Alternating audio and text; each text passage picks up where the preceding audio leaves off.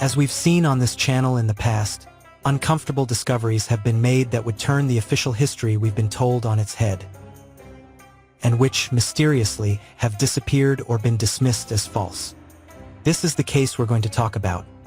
A discovery they've tried to conceal on several occasions, and even now that it's known to be true, it isn't being given the importance it really deserves, and it's once again being condemned to oblivion. In 1992, a scientific discovery caused a major revolution, prompting a well-founded questioning of the official history of the Egyptians and also casting doubt on the account of the discovery of America.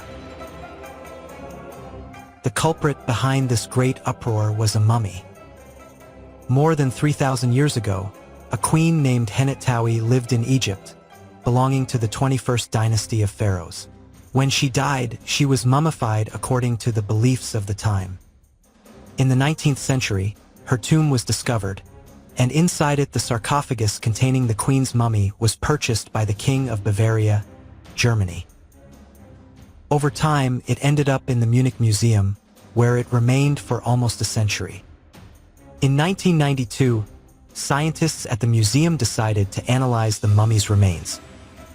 To that end, they contacted the best forensic toxicologist, Dr. Svetlana Balabanova of the Institute of Forensic Medicine in Ulm, Germany, who had often collaborated with the police. The doctor's initial analyses left her paralyzed, as she put it verbatim, since she found traces of nicotine and cocaine in excessive amounts only seen in individuals with severe addiction.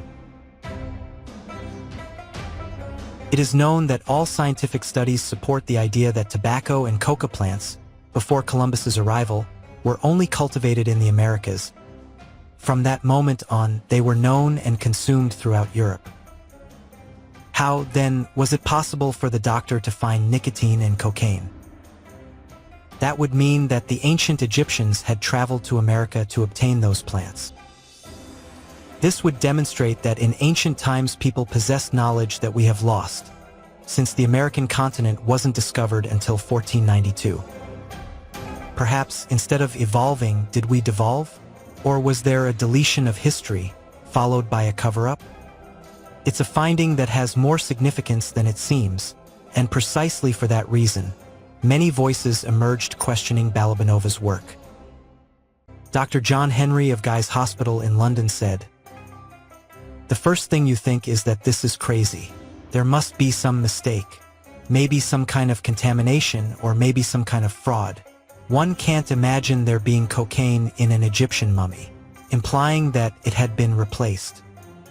In response, Dr. Alfred Grimm of the Egyptian Museum in Munich, Germany, declared that all the mummies in the museum were real, none were fake, and they all belonged to ancient Egypt.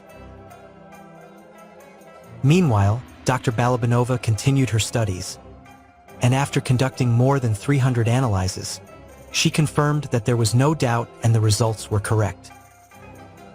Although this discovery of psychotropic substances in Egyptian mummies wasn't new, it had been known for over 16 years. It was clearly an inconvenient finding that didn't fit the official narrative, and therefore it was condemned to oblivion. The first time tobacco was found in an Egyptian mummy dates back to 1976. Date on which a study of the sarcophagus of Ramses II, discovered in 1881 in the Valley of the Kings. Ramses II belonged to the 19th dynasty and ruled for 66 years, from 1279 to 1213 BC. He was a great leader. According to the dating of his remains, he died at the age of 90. Currently, his sarcophagus is in Egypt, although it has undergone several European studies. Precisely, one of them was carried out in 1976 by Michel Lescot, a taxonomist and specialist in plant anatomy at the Phanerogamy Laboratory of the Paris Museum of Natural History. This doctor discovered traces of nicotine among the plant remains in the visceral bomb, which left her completely surprised. Her colleagues doubted the finding, since it was an element of American tobacco. So she sent some samples to Stefan, a specialist at the museum's entomology laboratory, and he not only confirmed her colleague's study results, but also discovered the presence of a coleopteran parasite of American tobacco. But not content with this, she sought a second opinion from Professor Metcalfe in England, who, after a thorough examination, confirmed the presence of tobacco inside the mummy. However, these studies were not the only ones. In 1995, Nerlich and his colleagues identified the presence of 3 substances in various organs of a mummy dated to 950 BC, finding extremely high concentrations of nicotine and cocaine in the stomach and of hashish in the lungs. Despite all the studies conducted so far, the results are not officially recognized. Because if they were, they would have to admit that the Egyptians reached America, meaning they could have traveled all over the world. So what happened? Why did the continents remain isolated? Who hid this information? They would have to admit that there has been a significant erasure of the true history. Official detractors claim that the mummies could have been contaminated by smokers during transport, which doesn't explain the large amounts of nicotine found in their lungs. Another theory they put forward is that the nicotine could have come from Namibia, Africa, even though they know perfectly well that there is no record to support the existence of an Egyptian-Namibian trade route. No matter how many theories they've put forward in an attempt to deny the evidence, they still haven't been able to explain the presence of cocaine. The origin of cocaine is in South America, especially in Argentina, Bolivia, Brazil, Colombia, Ecuador, and Peru. There is no doubt that the ancient Egyptians were capable of traveling to America. What cannot be known is whether the cocaine was used as medicine or to induce altered states of consciousness and contact beings from other dimensions.